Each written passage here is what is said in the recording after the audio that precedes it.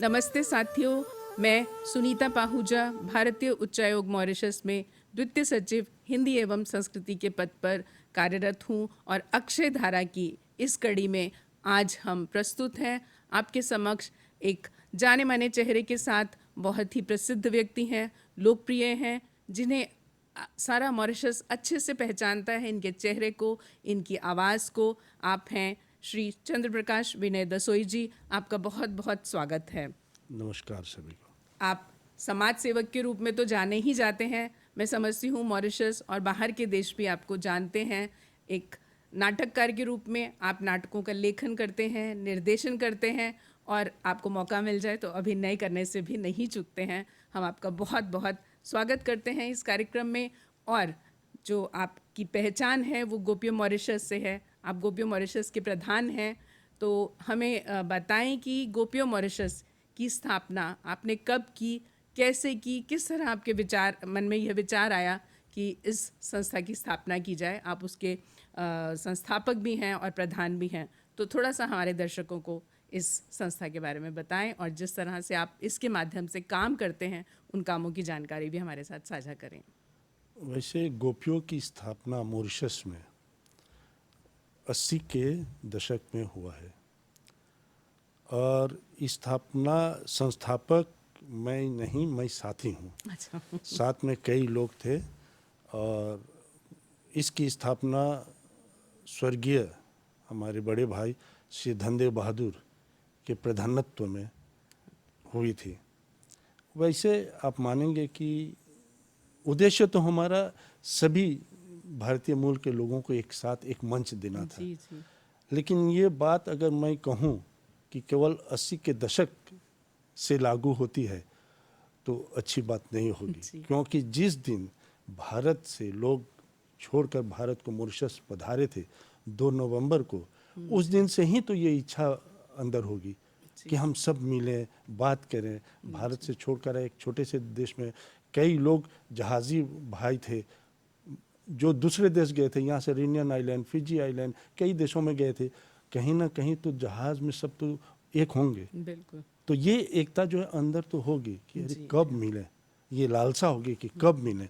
तो तब से मैं समझता हूँ कि ये जो भावना है सबको एक मंच में लाना और भारत माता की ओर देखना, क्योंकि हमारा नाता तो वहाँ है। जी जी। वहाँ से हम आए हैं। तो लेकिन बात दूसरी है कि कार्य रूप इनको 80 के दशक में दिया गया और कुछ मित्र मिले और सोच रहे थे कि एक विशेष अलग से एक संस्था होनी चाहिए जिसमें जितने भारतीय मूल के लोग हैं, केवल मॉरिशस में नहीं विदेशों में भी। आपको अब तो जानते हैं कि 130 देशों में है, कम से कम 30 मिलियन लोग भारतीय मूल के भारत के बाहर बसे हुए हैं। तो उन सब को मिलाना, इंडियन डायस्पोरा को एक मंच देना, ये उद्देश्यता मंच के साथ आगे बढ़ना देश की प्रगति में और भारत के साथ मिलकर किस तरह से हम एक दूसरे के सहयोग, परस्पर सहयोग कर सके। और हमेशा से तो भारत का मार्गदर्शन और आशीर्वाद हमें मिलता है और ये तो हम हक से लेते हैं, हमारा हक है, ये अधिकार है। तो उसके साथ भारत के साथ मिलकर कैसे काम करें, तो जाहिर है कि जब सब हम लोग एक होंगे तभी तो भारत से मिलकर काम अच्छी तरह से हो सकता है। तो इस उद्देश्य से गोपियों की स्थापना हुई। पहला गोपियों कन्वेंशन लगा विश्व का न्यूयॉर्क में 1989 में।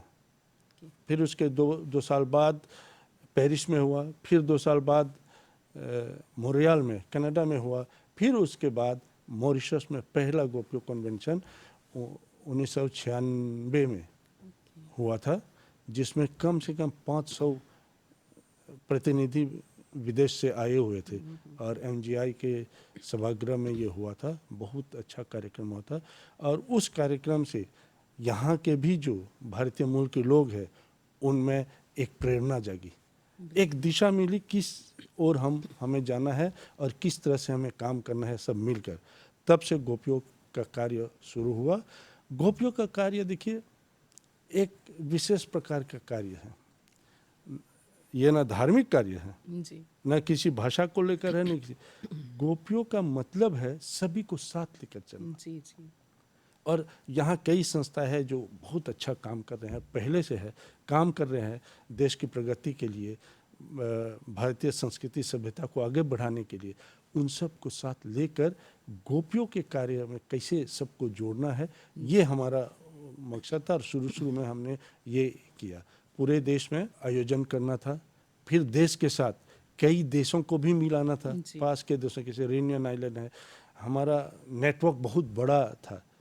तो कई देश जैसे मलेशिया है, साउथ अफ्रीका है, फिजी है, म्यांमार अभी बना है, खुशी की बात है कि पिछले साल म्यांमार में एक गोपियों चैप्टर बना है, सिंगापुर है। इस सब के साथ मिलकर हमने कार्य शुरू किया और धीरे धीरे एक स्वरूप अंतर्राष्ट्रीय रूप इनका बना।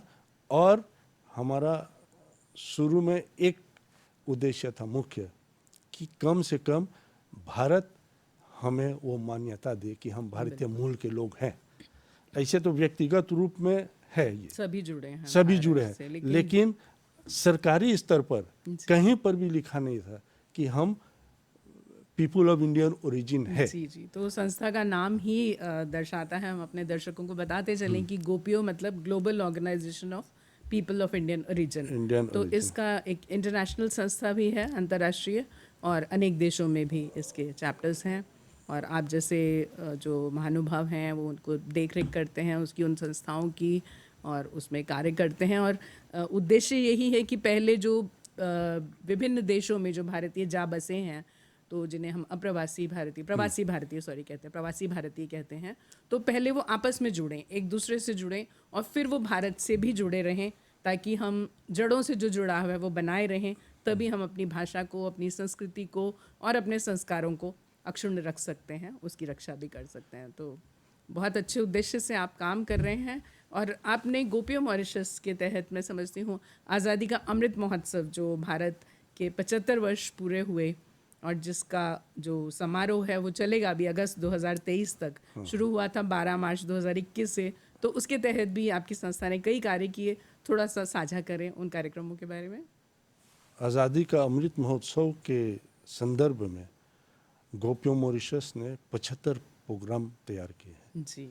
और हमारा प्रोग्राम शुरू हुआ है अप्रैल सन 2022 से, और इसकी समाप्ति होगी अगस्त सन 2023 तक। इसके अंतर्गत हमने कई ऐसे कार्यक्रम रखे हैं जो भारतीय संस्कृति और सभ्यता को दर्शाता है। देखिए, हम भारतीयता को मानते हैं। भारत एक देश है, मॉरिशस एक देश है, लेकिन भारतीयता दोनों देशों के लिए है। तो भारतीयता क्या है? भारतीयता है सर्वे भवन्तु सुखिनः, बिल्कुल, वसुदैव कुटुंबकम भारतीयता है, अतिथि देवो भव भारतीयता है, परस्पर प्रेम बढ़ाना, विश्व शांति के लिए प्रार्थना करना, सभी को साथ लेकर चलना, किसी के दुख में सम्मिलित होना, किसी की खुशी में खुशी मनाना, ये है भारतीयता। तो हम इसको ध्यान में रखकर 75वीं वर्षगांठ के अवसर पर 75 प्रोग्राम तैयार किए हैं, जिसमें एक है पौधारोपण, जो पूरे देश में हो रहा है। अभी हम 40 तक पहुंच गए हैं, अभी अगस्त तक हमें 75 तक जाना है। बहुत सुंदर। उसके साथ हमने सांस्कृतिक कार्यक्रम भी तैयार किए हैं। उसके अंतर्गत साहित्य को भी जोड़ा है। उसमें हमने पिछले 16 दिसंबर को IGCIC में नाटक के किया था, कफन, बहुत ही बहुत महान लेखक है, बहुत मर्मस्पर्शी वो कथा भी थी ही, बहुत दिल को छू लेने वाली। और जिस तरह आपके साथियों ने, आपकी पूरी टीम ने उसमें अभिनय किया, पूरा प्रदर्शन किया, वो कुल मिलाकर बहुत ही प्रभावशाली बन पड़ा था। उसके साथ हमारा एक प्रोग्राम है मिशन जीवेम शरदा शतम, जिसमें हम आयुर्वेद की चिकित्सा पद्धति को बढ़ावा दे रहे हैं, गांव-गांव में इसका प्रचार कर रहे हैं। और आयुर्वेद चिकित्सा पद्धति के एक्सपर्ट जो होते हैं वो आते हैं, लोगों से बात करते हैं, स्वास्थ्य संबंधी किस तरह से हम स्वस्थ रहें इस पर बात करते हैं, और आयुर्वेद किस तरह से हमें स्वस्थ रख सकते हैं इस पर हम ज़्यादा जानकारी देते हैं। तो हमारे दर्शकों को बताइए कि इसका केंद्र क्या है, ताकि जो दर्शक हमें इस समय देख सुन रहे हैं वो भी वहाँ पहुँचे और उसका लाभ उठाए। मैं समझती हूँ वो निःशुल्क होगी या उसमें कुछ? हाँ, ये तो निःशुल्क है, लेकिन हमारा यही थोड़ा सा अंतर है दूसरे संस्था से। हम गांव-गांव में जा रहे हैं। मतलब एक केंद्र में लोगों को नहीं बुलाना है, अच्छा, हमें लोगों आउटरीच, के बहुत सुंदर। देखिए बहुत अच्छी बात है।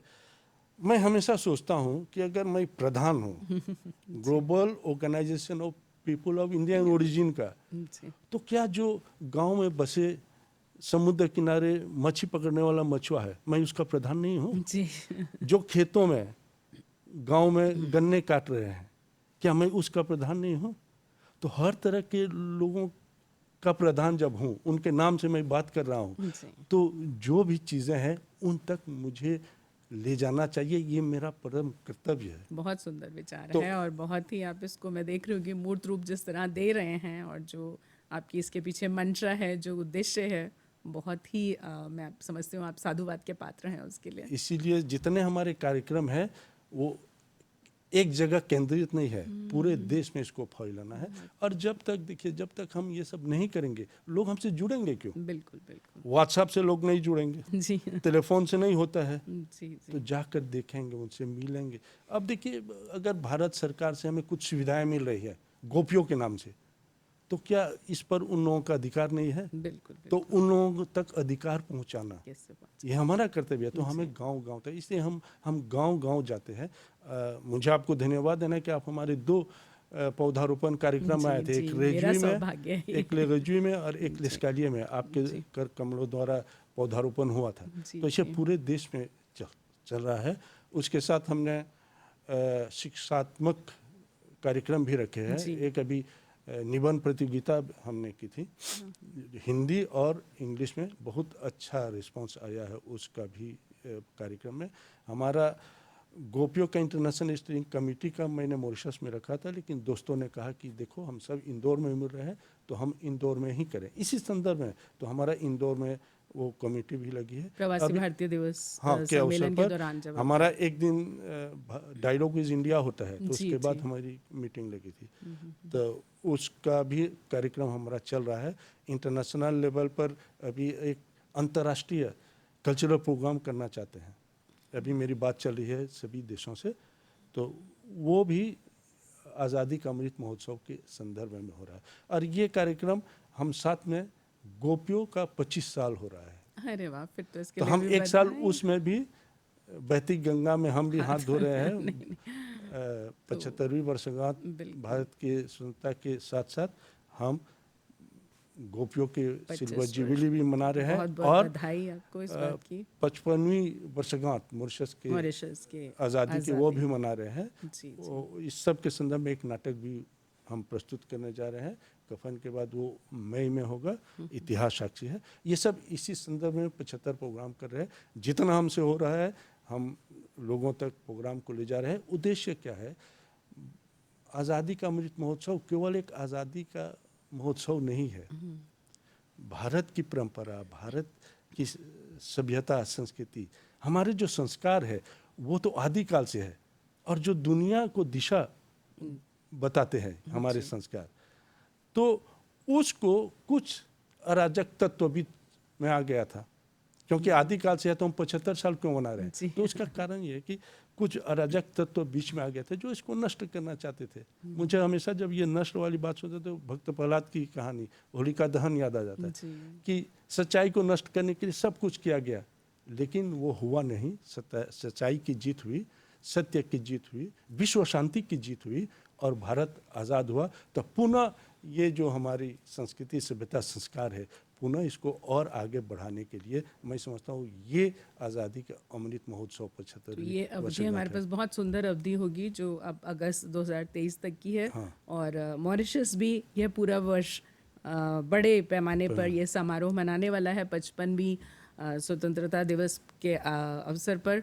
तो मैं इस मंच से सभी मॉरिशस वासियों को बधाई देती हूँ कि 55वां स्वतंत्रता दिवस था और 31वां गणतंत्र दिवस, तो सभी को बहुत बहुत बधाई इस अवसर पर। और मैं समझ रही हूँ कि हमारे पास बहुत अच्छा ये अवसर है कि हम इस पर बहुत से कार्यक्रम करें और दुनिया को बताएं कि मॉरिशस में क्या क्या काम हो रहे हैं, ना केवल भाषा को लेकर। मैं समझती हूँ हिंदी नहीं, यहाँ पर तो सभी भारतीय भाषाओं को भी बहुत तरजीह दी जाती है। महात्मा गांधी संस्थान में सभी भाषाओं के विभाग हैं, उसके अलावा भी और भी सब भाषाओं पर काम होता है। तो ये भाषा के माध्यम से संस्कृति और संस्कृति के माध्यम से कहीं ना कहीं हम मानवता की भी सेवा करते हैं। तो मैं इसके लिए सभी को बधाई देती हूँ और आपको साधुवाद कि आप इसमें एक आहुति की तरह अपना योगदान दे रहे हैं। फिर इसके अंतर्गत हमारा एक कवि सम्मेलन भी होने वाला है, हो सकता है 2 महीने के बाद। और हमारा एक प्रोग्राम है जो हम हमारे सीनियर सिटीज़न है उनसे बातचीत का, इंटरेक्शन का, जी, जी, जी। और युवा पीढ़ी का, क्योंकि ये 2 जो कड़ियाँ हैं जिनको कड़ियाँ हैं। जोड़ना ज़रूरी है। एक से आशीर्वाद देना है, दूसरे के साथ मिलकर आगे बढ़ना है। बिल्कुल, बिल्कुल। तो इसलिए इन दोनों को हमने जोड़ा है आज़ादी का अमृत महोत्सव के कार्यक्रम में। तो इस तरह से मैं मानता हूँ, विश्वास है कि 75 प्रोग्राम हमारा अगस्त तक हो जाएगा। जी, बहुत बहुत बढ़िया विचार है। और आपका एक नाटक भी हमारी शायद बात हो रही थी, एक नाटक भी होने वाला है आपका, इतिहास साक्षी है। जी, जी।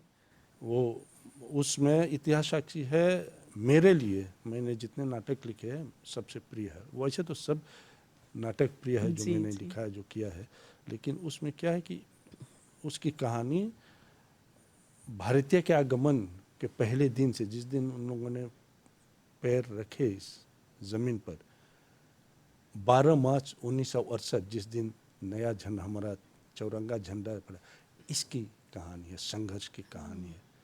तो मैं चाहता हूं कि ज़्यादा से ज़्यादा लोग देखें। जी, मैं इस जी। अवसर से लाभ उठाकर बिल्कुल, बिल्कुल। ये तो सभी अच्छा को हुआ हमारी आज इस मंच से बात हो रही है, तो हम सभी हाँ। दर्शकों को आमंत्रित करते हैं कि वे ज़रूर इस नाटक को देखें, आएँ। जो भाग लेना चाहते हैं वो भी विनय जी से बात करें, और आपके पास अपने कलाकार तो हैं ही। तो ये एक अच्छा अवसर है जब, जैसे आप कह रहे हैं कि मैं समझती हूँ युवा पीढ़ी भी जब ये नाटक देखती है तो कहीं ना कहीं और प्रेरित होती है, और वो देशभक्ति की भावना और हर चीज़ में हम उनके व्यक्तित्व में कहीं ना कहीं उनको बेहतर बना सकते हैं, जोड़ सकते हैं अपने साथ। और आपका ये कार्यक्रम जिसमें आपने कहा कि आप सीनियर सिटीजन्स के साथ युवाओं को जोड़ेंगे, तो ये भी बहुत अच्छी बात है, क्योंकि जो वरिष्ठ लोग होते हैं, बुज़ुर्ग तो नहीं कहूँगी उनको, लेकिन अनुभवी होते हैं, उनके पास जो अनुभव का ख़जाना होता है वो युवाओं के लिए बहुत ज़रूरी है। और युवाओं के पास जो आजकल कृत्रिम मेधा के जो तरीके आ गए हैं, वो भी अगर वो साझा करते रहेंगे तो मैं समझती हूँ दोनों पीढ़ियों को निकट लाने में और हमें आसानी भी रहेगी, और हमारे सबके लिए, पूरे समाज के लिए बहुत लाभदायक रहेगा ये। और आपका भारत, मैं समझती हूँ आप कई बार आते जाते हैं। मैं आपकी इस बात के लिए सबके सामने प्रशंसा करना चाहूँगी कि भारत का कोई भी राष्ट्रीय दिवस होता है, गणतंत्र दिवस, स्वतंत्रता दिवस, आपके पास एक बहुत अच्छा पत्र आता है हमारी उच्चायुक्त महोदया के पास, और हमें भी बहुत अच्छा लगता है जिस तरह से आप शुभकामनाएं देते हैं, ना केवल इसलिए कि वो हिंदी में होती हैं, लेकिन बिल्कुल ऐसा लगता है दिल की गहराइयों से आप वो भेजते हैं। तो हम इसके लिए इस मंच से भी आपको आभार प्रकट करती हूँ। और भारत से जो आपका नाता है, मैं समझती हूँ कि निस्संदेह बहुत निकट है, बहुत दिली रिश्ता सबका जैसे है। और यहाँ मैं अपने दर्शकों को बताना चाहूँगी कि कुछ प्रवासी भारतीय हैं जो जिन देशों में बसे हैं उन्हें तो अपनी मदरलैंड कहते हैं, और भारत को वो ग्रैंड मदरलैंड कहते हैं तो ये भी एक अच्छा मतलब भाव लगता है सबका। लेकिन भारत से जो आप जुड़ना है, आपका भारत जाना, व्यक्तिगत रूप से आप कई बार भारत गए हैं। अभी प्रवासी भारतीय दिवस सम्मेलन में तो मैं देख रही हूँ कि आपकी संस्था ने बहुत सारे लोगों को उत्साहित किया, प्रेरित किया जाने के लिए, और बहुत उनको मदद भी की। जिस तरह की भी डिजिटल फैसिलिटीज़ को उन तक पहुँचाने की बात थी, तो बहुत उसमें आपकी सक्रिय भूमिका रही। उसके अलावा आपका भारत आना जाना कैसे होता है, और वहाँ से आपके क्या अनुभव आप लेकर आते हैं, थोड़ा सा और उस पर प्रकाश डालें। भारत, मैं हमेशा मानता हूँ, ये मैं अपनी बात है, कि भौगोलिक कारण से भारत और मॉरिशस 2 देश है। जी, जी। ये तो सच्चाई है। लेकिन इसके अलावा मुझे लगता है दिल के मामले में भारत और मॉरिशस मुझे एक ही देश लगता है। बिल्कुल सही कहा। इसलिए मैं कभी भी भारत में विदेश अपने को नहीं मानता हूँ कि ये विदेश में हूँ, अपना घर लगता है। और मेरे जितने मित्र हैं जिनको मैं मॉरिशस बुलाता हूँ, उनको भी ऐसा अनुभव होता है कि मॉरिशस उनका घर है। बिल्कुल। तो ये तो काम हमारे लिए आसान हो जाता है। तो हम एक घर से दूसरे घर जाते हैं। कई क्षेत्रों में मुझे बुलाया जाता है, कई संदर्भों में उस पर भाग लेने के लिए, बोलने के लिए। और भारत में मैं सांस्कृतिक टोली को भी मिनिस्ट्री की ओर से लेकर गया हूँ अफ्रीका डे में। मेरा एक नाटक भी भारत के दौरे पर गया था बहुत साल पहले। तो कई तरह से साहित्यिक, सांस्कृतिक, हमारी मातृभूमि जैसी है, तो ये हमारा संबंध है। जी। और भारत के, मैं केवल एक ही बात भारत से सीखता हूँ कि मुझे हमेशा भारत का आशीर्वाद मिले। ये वो दिल की बात है, अंदर की बात। जब जिस दिन हम भारत पहुँचते हैं उस दिन लगता है कि अरे ऊर्जा आ गई, जी। ऊर्जा आ गई, हम यहाँ थक गए हैं, ऊर्जा आ गई, फिर आकर अपना काम करते हैं। तो भारत और मॉरिशस मेरे लिए दोनों अपनी माँ और दादी जैसी है। जी जी। और ये संबंध ऐसा है कि जितना हम इसको जोड़ेंगे उतना अच्छा रहेगा, और विशेषकर नई पीढ़ी के लिए। एक बात आपको बताता हूँ, हम हमेशा चिंतित होते हैं नई पीढ़ी के बारे में। जी। मेरे यहाँ जितने बच्चे हैं, मेरे बच्चे जो हैं वो भारत 2-3 बार गए हैं। उनको अगर मैं किसी और देश बोलता हूँ जाने को, तो लोग बोलते हैं पापा कब जाएंगे भारत। जी। तो एक लगाव सा है उन लोगों में। जी। ऐसा नहीं है कि वो लोग दूर है या नई पीढ़ी, हम थोड़ा चिंतित होते हैं कि नई पीढ़ी कहीं कट न जाए। जी, ऐसी बात नहीं है, नहीं। ये तो दिल की खून का रिश्ता है।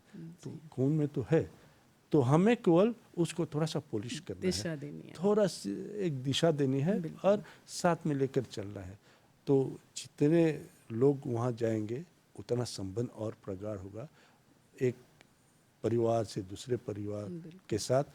तो विश्व में जो हम इंडियन डायस्पोरा कहते हैं, जो वसुधैव कुटुंबकम की बात करते हैं, आज हमारा परिवार जुड़ा है, कल और परिवार को बिल्कुल। जोड़ेंगे, दूसरे देश जोड़ेंगे। तो भारत का जो सपना है कि पूरा विश्व एक एक हो परिवार जाए, है, बिल्कुल। उसकी ओर हम जा रहे हैं।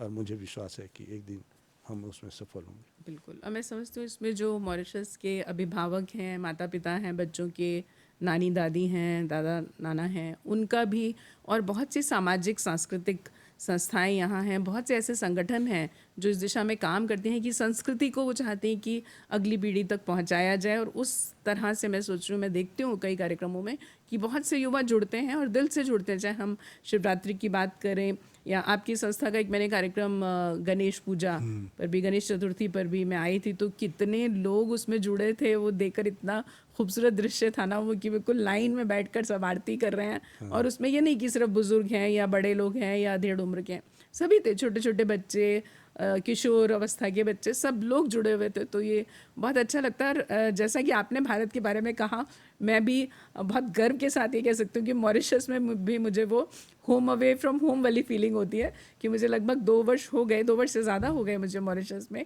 लेकिन कभी उस तरह से भारत को मिस नहीं किया कि यहाँ पर जो वेशभूषा कह लें, खान पान कह लें, त्यौहार कह लें, मंदिर, मस्जिद, चर्च, मतलब हर तरह से ऐसे लगता है कि बहुत अपनापन है लोगों में, बहुत गर्मजोशी से मिलते हैं, बहुत स्वागत करते हैं।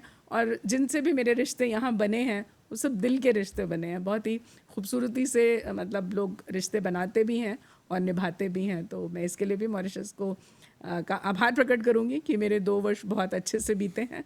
थोड़ा सा समय और रह गया है, तो मैं समझती हूँ उसके लिए भी मुझे सबका आशीर्वाद, सबका सहयोग मिलता रहेगा। और आपकी संस्था, जैसे अभी आप मॉरिशस में, आपने भारत में, माफ़ कीजिएगा, भारत में आपने कहा प्रवासी भारतीय दिवस में गए, तो उस विशेष अवसर पर आपके जो थोड़े से अनुभव रहे हों वो बताइए। प्रवासी भारतीय दिवस जब इसकी कल्पना की गई थी, हमारा सुझाव था, क्योंकि जब रिकॉग्निशन की बात हो गई जी कि हम पीपल ऑफ इंडियन ओरिजिन है, भारत सरकार मान्यता दी गई, तो हमारा दूसरा सवाल था इसके बाद क्या। जी जी। तो ये प्रवासी भारतीय दिवस की कल्पना की गई। और उस समय हम हमेशा ऋणी रहेंगे स्वर्गीय श्रद्धेय श्री अटल बिहारी वाजपेयी जी के। जी जी। उन्होंने बहुत मेहनत करके हमें इस उपहार कहें क्या कहें, जी जी। उन्होंने दिया था, हमारी लिए उपहार है। और जब बना था प्रवासी भारतीय दिवस, तो उद्देश्य यह था कि सभी लोगों को साथ, जोड़ा जाए। उस समय हर साल होता था जी प्रवासी जी। भारतीय दिवस, जी तो जी। सभी लोग आए और विचार विमर्श करें, एक साथ मिलकर कैसे आगे बढ़ा जाए उस पर बात करें। लेकिन धीरे धीरे प्रवासी भारतीय दिवस का एक ऐसा स्वरूप बना, विशेषकर वर्तमान प्रधानमंत्री माननीय नरेंद्र मोदी जी के आने के बाद आज हमारे लिए गौरव का विषय है कि प्रवासी भारतीय दिवस को इस ऊंचाई में जी जी। भारत सरकार ने लाया है। उद्देश्य जैसे आप कह रहे हैं बस वही है कि पूरा विश्व एक परिवार हो जाए। इसी के तहत जो इस बार भारत की प्रेसिडेंसी है G20 की, उसके तहत भी बहुत से कार्यक्रम, बहुत सी बैठकें हो रही हैं और सभी में पूरे विश्व के लोगों को जोड़ा जा रहा है। मॉरिशस भी उसमें विशेष आमंत्रित के तौर पर मॉरिशस की भी उपस्थिति रहती है। तो मैं समझती हूँ कि हम बात कर रहे थे जुड़ाव की, तो कहीं ना कहीं फिल्मों में भी आपका थोड़ा सा योगदान रहा है। तो हम एक तो आपका आभार प्रकट करते हैं कि आप इस कार्यक्रम में आए, आपने हमें अपना समय दिया और आपकी जो जितनी भी गतिविधियां हैं उनसे हमारे दर्शकों को परिचित कराया। मैं एक बार फिर दर्शकों को याद दिला दूं कि आपके जो आयुर्वेदा की सुविधाएं हैं उनका वो लाभ उठाएं। यदि वे चाहते हैं आपको कहीं बुलाना तो अवश्य आपसे संपर्क करें। और भारत और मॉरिशस के संबंधों को मैं समझती हूँ सुदृढ़ करने में आपकी संस्था की और मॉरिशस में जिस तरह अन्य सामाजिक सांस्कृतिक संगठन काम कर रहे हैं उनकी बहुत बड़ी भूमिका रहती है। और मैं समझती हूँ ये और एक कारण बन जाता है कि दोनों देश और ज़्यादा नज़दीक आ जाते हैं, जिसे हम हमेशा गर्भनाल का रिश्ता कहते हैं। वो अब दिल का रिश्ता भी है, खून का रिश्ता भी है, मित्रता भी है, भाईचारा भी है। तो मैं समझती हूँ कि ये इसी तरह बना रहे और हम और जितना भी कर सकते हैं सहयोग दोनों देशों को निकट लाने के लिए उसमें हम कार्य करते रहें। आपको बहुत बहुत शुभकामनाएं। आपकी संस्था और आगे काम करे, फले फूले। और मैं समझती हूँ आपके नाटकों पर आपकी बहुत बहुत बड़ा काम आपने किया है, बहुत ज़्यादा काम किया है। तो अवश्य ही एक कार्यक्रम और आपके साथ करेंगे जिसमें आपके नाटकों और फिल्मों में आपकी जो सहभागिता रही उस पर चर्चा करेंगे। बहुत बहुत धन्यवाद आज के कार्यक्रम में आने के लिए। आभार।